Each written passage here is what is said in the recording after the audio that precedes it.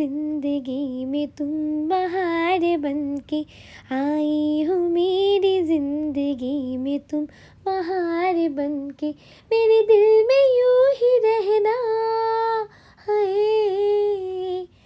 मेरे दिल में यूं ही रहना, तुम प्यारे प्यारे बनके आई हो, मेरी जिंदगी में तुम बहार बनके। Hi friends, welcome to my YouTube channel Ritu's mini blog. তো দেখতে দেখতে এক বছর পার করে আজ ছিল আমাদের অ্যানিভার্সারি। আর মিডনাইট সেলিব্রেশন হবে সেটা সত্যি বলতে আমরা একদমই জানতাম না, আমাদের প্ল্যানিং ছিল না।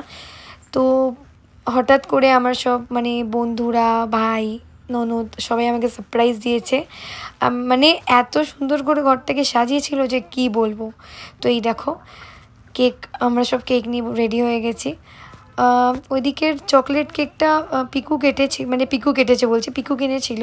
তো আমরা ভেবেছিলাম যে 12টা বাজলে একটা কেক আমরা কেটে নেব, কিন্তু আমরা যে এই সারপ্রাইজটা পাবো সেটা কিন্তু সত্যি এক ফোঁটা জানতাম না। আর এদিকের হোয়াইট কেকটা এনেছে সোনু, আর পুরো ঘরটা সাজিয়েছে সিম্মি আর বোন মিলে। সত্যি বলতে একটা বছর যে কীভাবে কেটে গেল বুঝতেই পারলাম না, একটা বছর এত সুন্দর করে কেটে গেল। দেখতে দেখতে দিনগুলো অন্যরকমভাবে কেটেছে, খারাপ ভালো মিশিয়ে। বলবো না শুধু ভালোই কেটেছে, আবার এটাও কখনোই বলবো না যে শুধু খারাপই কেটেছে, মিলিয়ে মিশিয়ে কেটেছে। তবে হ্যাঁ, খুব এনজয় করেছি এই বছরটা। এভাবে আরও অনেকগুলো বছর একসাথে থাকতে চাই, জীবনের শেষ দিন অবধি ওকে আমি আমার পাশে চাই।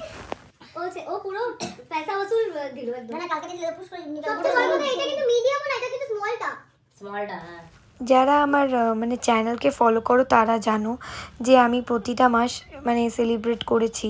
তো দেখতে গেলে এই মাসটা এক বছর হয়ে গেলে আর তো আমাদের কোনো সেলিব্রেশন নেই। আবার একটা বছর ওয়েট করে করে আমরা আবার নেক্সট অ্যানিভার্সারি পাবো।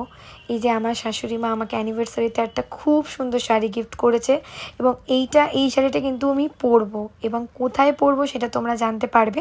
এই জন্য তোমাদেরকে ব্লগটা দেখতে হবে।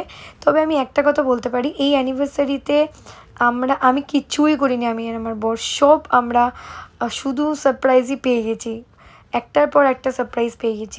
আমরা কিন্তু অ্যানিভার্সারি নাইটে কিছু করব এটা ভাবিনি, আমাদের অন্য প্ল্যানিং আছে যেটা তোমরা একটু একটু করে জানতে পারবে। আমরা আমাদের বিয়েটাকে আবার রিক্রিয়েট করেছি, তাই আমরা ব্যাঙ্কোয়েট সব বুক করেছি। তো এই 28 তারিখটা আমরা পাইনি বলে আমরা 30 তারিখটা বুক করেছিলাম, 30 নভেম্বর। তো সেই জন্যেই আমরা ভেবেছিলাম যে 28-এ আর তাহলে কিছু করবো না, কারণ 30টা আমি একদম বিয়ের মতো করে রিক্রিয়েট যেহেতু করেছি, তো সকাল থেকে হলদি সবই হবে। এবং আজকে 28 তো ছিল আজকে, তো 27-এর রাত, সবে 12টা বেজেছিল। তো আমার পরের দিনই প্ল্যান ছিল যে মেহেন্দি আর্টিস্ট এসে আমাকে মেহেন্দি পরাবে, মেহেন্দিটাকেও আমি আবার রিক্রিয়েট করবো। তো সেই জন্যই রাত্রিবেলাটা ভেবেছিলাম অত কিছু করবো না। বাট যাই হোক, আমার বন্ধু বলো, আমার ভাই বোন সবাই আমাকে এত সুন্দর সারপ্রাইজ দিয়েছে যে আমি তো এতটাই খুশি হয়ে গেছিলাম যে আর কি বলবো।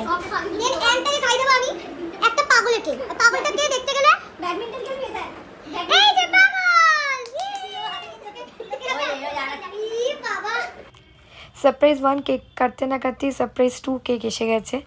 অনেকগুলো কেক কেটেছি, আর একটাও কিন্তু প্ল্যান করা ছিল না, প্রত্যেকটাই আমরা সারপ্রাইজ পেয়েছি। নিজেদেরকে এত স্পেশাল লাগছে, আমাদের সবাই এত ভালোবাসে, আর আমরাও সবাইকে খুব ভালোবাসি।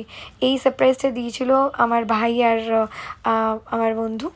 খুব খুব খুব এনজয় করেছি দিনটাকে। আর দিনটা তো এনজয় দেখো, প্রথম তো একটা বছর হয়ে গেল, এই জন্য মনের মধ্যে একটা আলাদা আলাদা লেভেলের এনজয়মেন্ট ছিলই। তার মধ্যে যদি বন্ধুরা এত স্পেশাল করে দেয় দিনটাকে, তাহলে তো সোনে পে সোহাগার মতো অবস্থা। সত্যি দুর্দান্ত, মজাই মজা। এই যে কেকটাকে নিয়ে ভাবলাম একটু ভিডিও করব, আর একটু দুজনে মিলে একসাথে ফু দিয়ে দেবো, কারণ আমরা যখন কেক কাটছিলাম ফু দিতে একদম ভুলেই গেছি।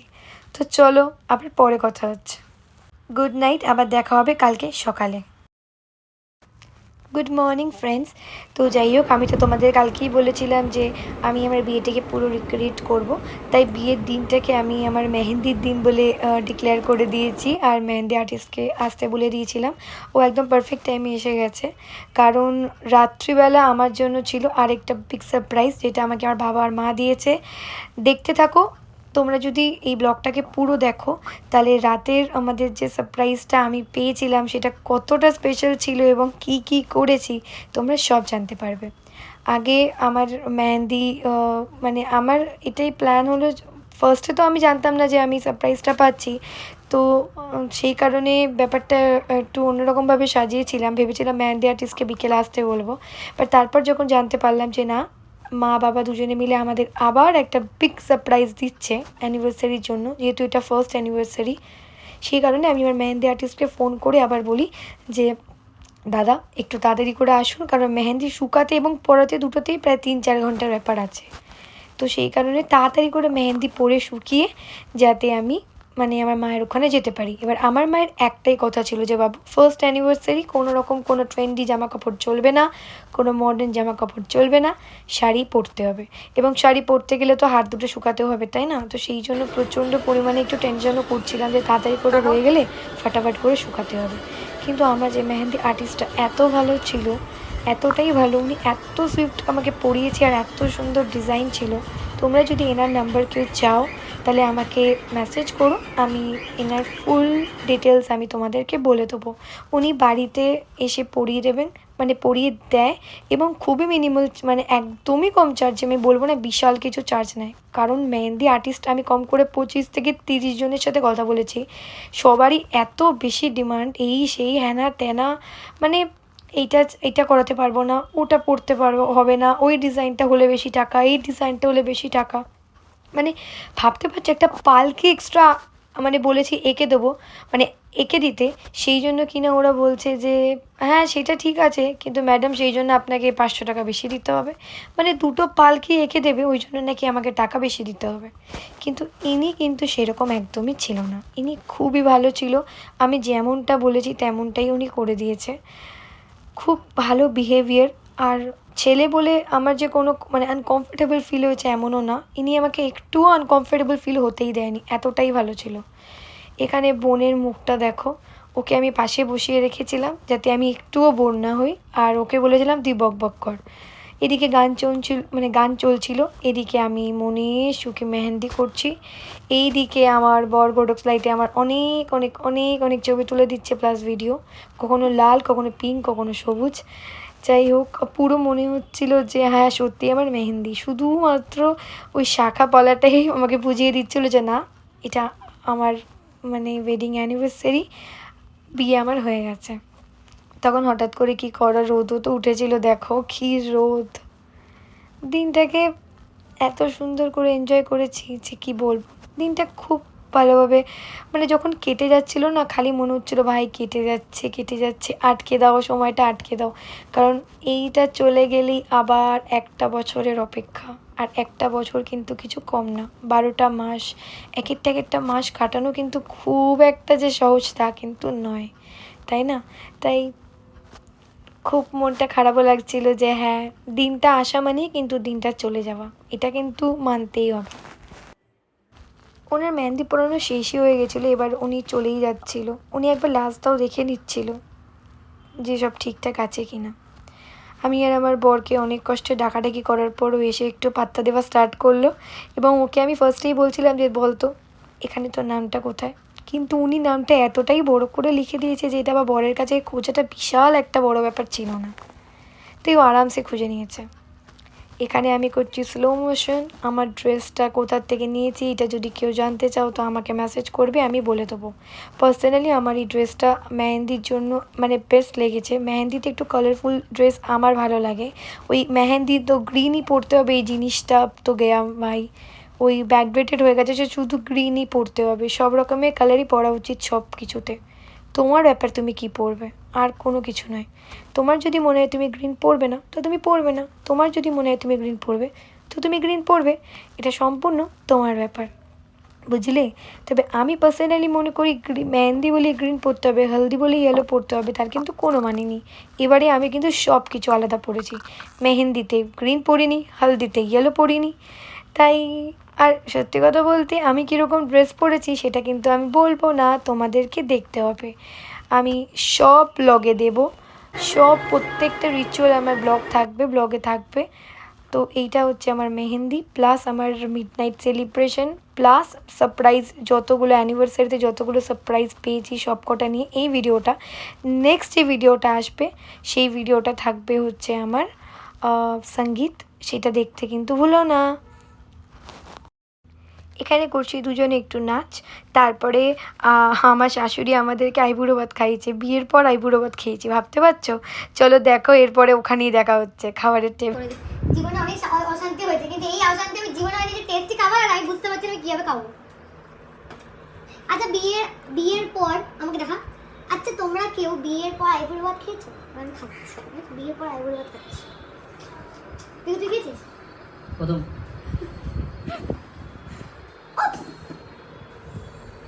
দুপুরে এক গাদা পেট ভরে খাওয়ার পর আমরা বিকেলে একটুখানি মানে এনজয় করছিলাম, এইভাবে নাচ করছিলাম, গানটা গাইনি, নাচ করলাম। আর আমার ড্রেসটা আমার এতটাই সুন্দর ছিল, তোমাদের সাথে একটা মজার ইনসিডেন্ট শেয়ার করি। আজকে সকালে একটা লোক আমাকে মেহেন্দি পরাতে এসেছিলো। ও ফার্স্টে মনে করেছে যে আমার বিয়ে হয়নি, আমার বিয়ে হবে, আর এটা আমার ফার্স্ট হয় না যে মানুষের বিয়ে যেমনভাবে হয় তোমার মেহেন্দি ফ্যান্ডি হয়, উনি ওটাই ভেবেছে আমাকে। আর আমাকে উনি এটাও বললো যে হাতে শাঁখা, উনি ভেবেছে হাতে শাঁখা অনেকে বিয়ের একদিন আগে তো পরে নেয়, তো ওটাই উনি ভেবেছো। তো আমি প্রথমে তো খুব হাসলাম, তারপরে বললাম যে না না এরকম কোনো ব্যাপার না, আমার বিয়ে হয়ে গেছে, আজকের দিনই 1 বছর হলো। আর আজকের দিনটাকে আমি অনুষ্ঠানটা আমি 2 দিন পরে করব, 30 তারিখ করব, আর আজকের দিনটা আমি এটাকে মেহেন্দি করলাম। কারণ যে আমি জানি না তোমরা কজন একমত হবে, যেদিনকে কোনো অকেশন থাকে ওই দিনটা যদি অকেশন করি না, তো ওই দিনটা ওইভাবেই কেটে যায়, এনজয়টা করা যায় না। এই যে অ্যানিভার্সারি সকাল থেকে ফোন আসছে, মেসেজ আসছে, এগুলো যে মন দিয়ে দেখতে পাচ্ছি, পড়তে পাচ্ছি, এগুলো কিন্তু কিচ্ছু করতে পারতাম না যদি আজকেই অনুষ্ঠানটা করে নিতাম। আর অনুষ্ঠানটা কিন্তু পুরো আমি বিয়ের নাইটটাকেই রিক্রিয়েট করবো, তো তোমরা কিন্তু আমার প্রত্যেকটা ভিডিও দেখতে ভুলো না। তো অ্যানিভার্সারির সেলিব্রেশনের মধ্যে আজকে হচ্ছে আমাদের ডে 1, এটা হচ্ছে আমাদের আজকে বলতে পারো মেহেন্দি নাইট। আর মেহেন্দি নাইটের পর একটা অনেক বড় সারপ্রাইজও আমার জন্য আছে, যেটা কি সেটা আমি নিজেও ঠিকঠাক জানি না, তো তোমাদেরকে কি বলবো। তো চলো, তোমাদের জন্য সারপ্রাইজ আর আমার জন্য সারপ্রাইজ। মা শুধু বলেছে যে একটা শাড়ি পরে আসবি, আর কি হবে কি না হবে সেটা ওখানে গিয়েই জানতে পারবে, তাই না? তো তার আগে একটু এই বাড়িতে এই আমাদের আমার বরের বাড়িতে একটু এনজয় করে নিচ্ছি, তারপরে যাব বাবার বাড়িতে, ওখানে গিয়েও এনজয় করব। শুধু এনজয় করবো এই 3টে দিন, 28, 29, 30, এই 3টে দিনই আমার অনেক অনুষ্ঠান আছে। যেমন আজকে আছে আমার মেহেন্দি, কালকে আছে আমার সঙ্গীত, আর পরশু দিন সকালে আছে হলদি, তারপরে তো বিয়ের নাইট। তো এগুলো কিন্তু কিচ্ছু মিস করা যাবে না, বুঝলে? তাই প্রত্যেকটা ভিডিও মন দিয়ে দেখবে, আগাগোড়া দেখবে, ফার্স্টে দেখে লাস্টে দেখলে না এরকমও করবে না, একদম ফার্স্ট থেকে লাস্ট অবধি মন দিয়ে দেখবে, তাহলেই দেখবে তোমাদের ভালো লাগছে। আর বিয়ের অনেক ভিডিও আমার এখনও অবধি দেওয়া হয়নি, তো ওগুলো আমি সবটা এখনও পুরোপুরি পাইও নি সত্যি বলতে। তো আমি ভাবলাম যে অ্যানিভার্সারি চলে এসছে, তো অ্যানিভার্সারিটাই দিই, তারপরে বিয়ের ফুল ভিডিওটাও তোমাদেরকে দিয়ে দেবো। কারণ অনেকে আমাকে বলেছো যে প্লিজ দিদি তোমার বিয়ের ফুল ভিডিওটা আমরা দেখতে চাই, তোমাকে বিয়েতে কেমন লাগছিল আমরা দেখতে চাই। আমার নিজের বাড়ির লোকরাও আমাকে অনেকে বলেছে যে বিয়ের ভিডিওটা দিয়ে দে, বিয়ের ভিডিওটা আমরা দেখতে চাই। তো কেন বিয়ের ভিডিওর মধ্যেও আমি সঙ্গীত সব করেছিলাম, তো ওর মধ্যে অনেকে ডান্স ফান্স আছে, তো সেই জন্য বিয়ের ওটাকেও মানুষ অনেক দেখতে চায়। আমি দেখাবো, আমি দিয়ে দেবো। তার আগে একটু আমার অ্যানিভার্সারির ডেগুলোকে একটু তোমরা দেখে নাও, আমি দিচ্ছি। দিনটা খুব এনজয় করেছি, সকালে উঠেই মেহেন্দির লোক এসেছিলো, মেহেন্দি পরেছি।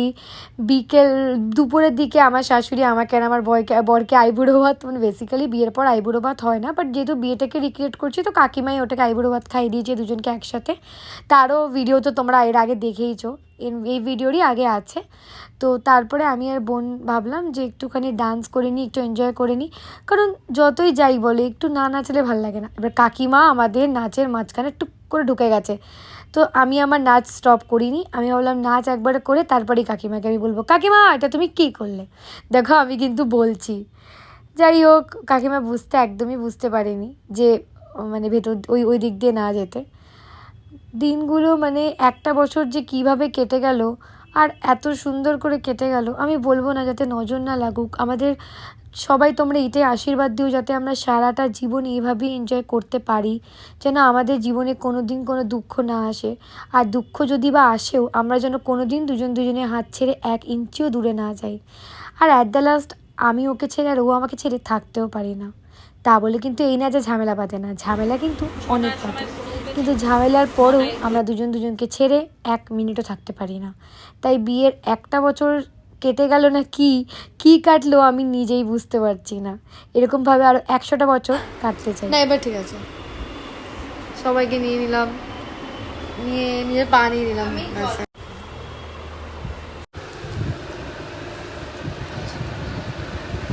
চলে এসছে মেহেন্দি ম্যান, ওয়াটারম্যান সব কিছু। কাকিমা চলে আসো। একদমই না। এই যে আমার হাতে মেহেন্দি, তোমরা বলো কেমন লাগলো, ডিজাইনটা তোমাদের কেমন লাগলো। এই যে আমরা কতগুলো ভিডিও করে নিচ্ছি আমাদের দুজনের। তো ব্যাকগ্রাউন্ডটা সাজিয়েছে একদম, মানে দেখো এই যে ব্যাকগ্রাউন্ডটা সাজানোটা তো আগের দিনেরই তোমরা দেখিয়েছো।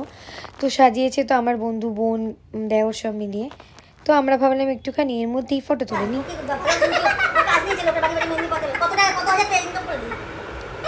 আমি তো বুক ভরা ভালোবাসা দিয়েছি।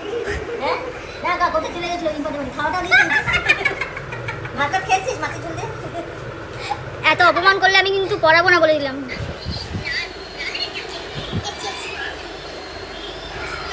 ওগুলো তো দেখবেন না, ওগুলো আমাদের গিফট, আমার অ্যানিভার্সারি গিফট।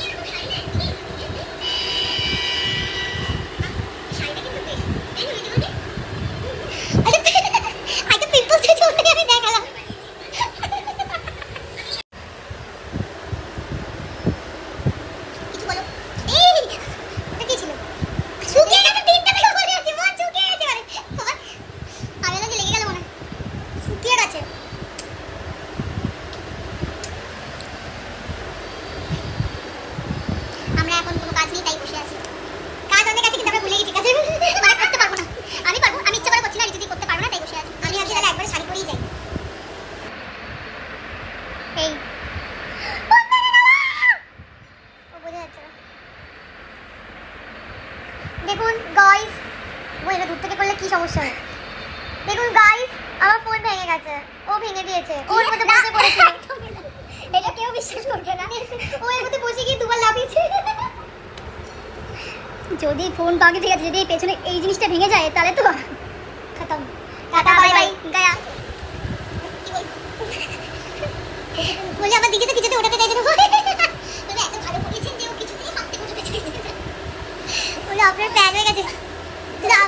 বলে স্বপ্নে আপনাকে দেখতে একটু ঘুমিয়েছিল তুমি।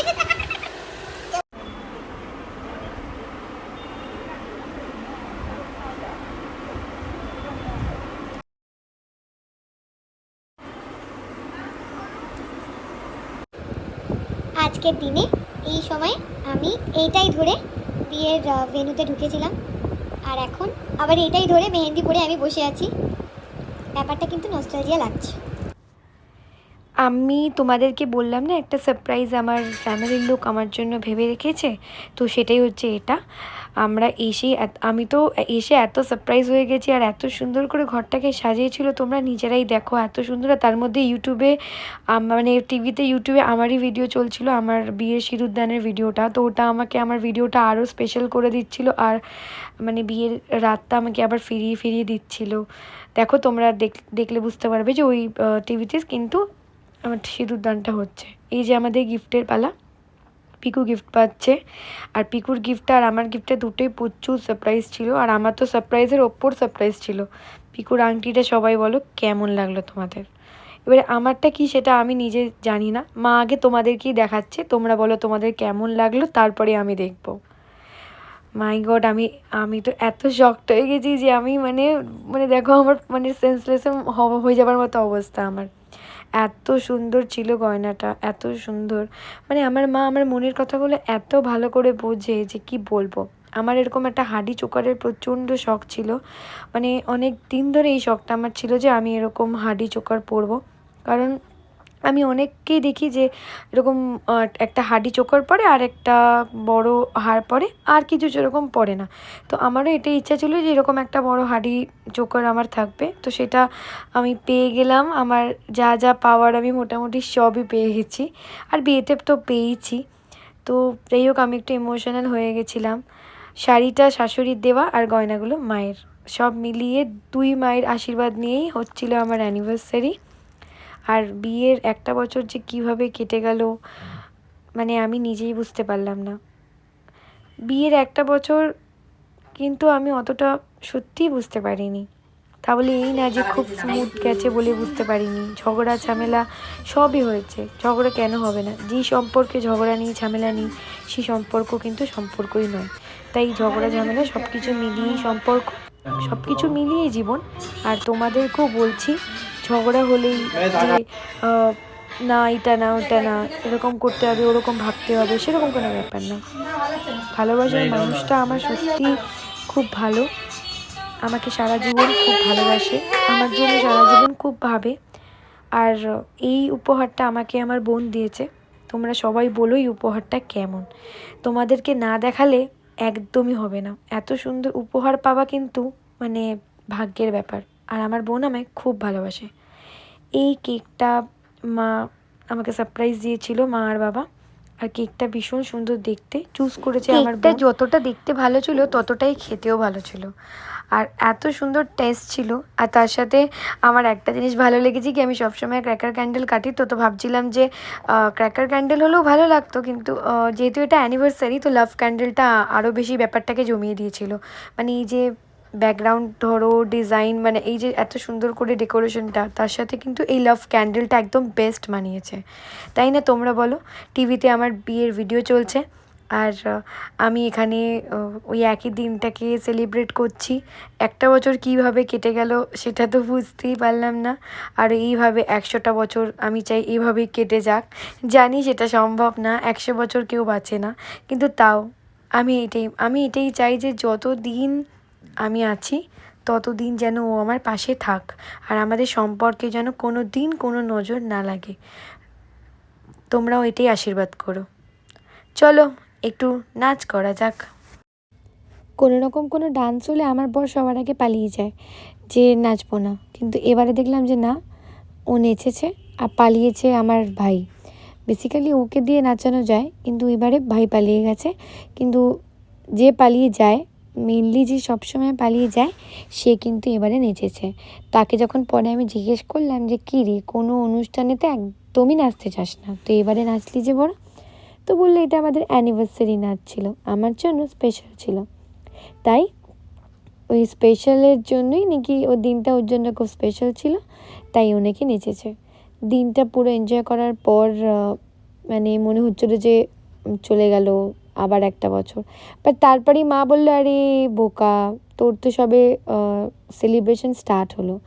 সত্যি কথা বলতে এই জন্যই 28 তারিখটা আমি করিনি, কারণ হলেই তো একদিনের মধ্যেই সব শেষ। কিন্তু 2 দিন পরে করলে কি ওই 3 দিনের ভাইবটা থাকবে। আর এই যে মন খারাপ যে হতো, আজকে করলে কি আজকে মন খারাপটা হতো, সেটা আমার মন খারাপ হচ্ছে না, কারণ পরের দিন আমার মেহেন্দি, তারপরের দিন সঙ্গীত আছে, তারপর আছে হচ্ছে মেহেন্দি তো অলরেডি হয়ে গেছে। তা মেহেন্দি তো অলরেডি হয়ে গেছে, তো কালকে ছিল, পরের দিন ছিল আমার সঙ্গীত, তারপরে সকালবেলা তারপরের দিন সকালবেলা ছিল হলদি, আর তারপরে আমার বিয়ের নাইটটাকে আবার রিক্রিয়েট করব। তো ওটাকে তোমরা যা ইচ্ছে বলতে পারো, ওয়েডিং নাইটও বলতে পারো, অ্যানিভার্সারি নাইটও বলতে পারো, আবার বিয়েটাকে রিক্রিয়েট করার নাইটও বলতে পারো। যাই হোক, একই বরকে আমি আবার বিয়ে করছি, তাই কেমন লাগলো তোমরা জানিও। আমার ব্লগটা যদি ভালো লাগে আমাকে সাবস্ক্রাইব করো আর লাইক অ্যান্ড শেয়ার করো। আর হ্যাঁ, আমাকে এইভাবেই সাপোর্ট করো, আমাকে ভালোবাসো, কারণ তোমাদের ভালোবাসা আমার খুব দরকার। আমি সবসময় দেখেছি যে আমার ফ্যামিলিতে তো আমাকে অনেকে সাবস্ক্রাইব করলেও আমাকে অনেক বাইরের মানুষরাও দেখে, ভালোবাসে। ওরাও এখন সবাই আমার ফ্যামিলিই হয়ে গেছে। তাই তোমরা সবাই আমার ফ্যামিলি, এইভাবেই সারা জীবন আমার পাশে থাকবে, আমার ভিডিও দেখবে। চলো আবার দেখা হবে কালকে। Bye, good night, tata.